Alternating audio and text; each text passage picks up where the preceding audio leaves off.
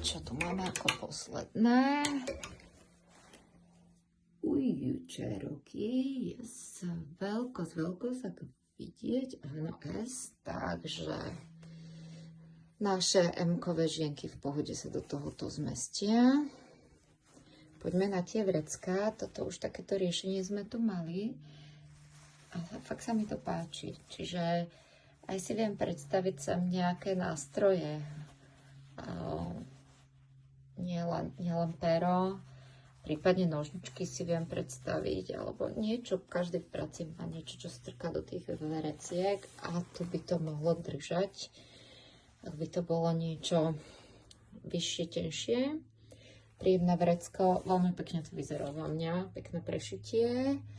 Druhé vrecko aj vecko, ale vrecko zrkadlové, ale nič iné v ňom nie, čiže úplne na klasiku. Pekne prešité V-strih. Na rukávej vrecká nemáme. Máme tu Revolution. OK. A toto je, čo mám rada. Tu je zase všitý elastický pás. Ten elastický pás mám ja osobne veľmi rada, lebo krásne pomôže pri pohybe, že to oblečenie nezostane na nás visieť a že pracuje s nami. Tu je vlastne zozadu, vidíte dobre ten pás, je všitý. Aj na druhej strane. A tým pádom zozadu nič viacej. Môžeme pozrieť krčivosť. Niečo nám tam zostalo.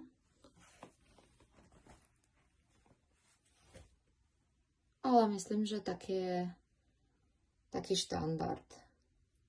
Ale ja vidím, že ten materiál je príjemný, vzdušný a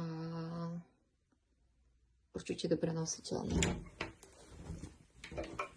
Takže to bol posledný Cherokee.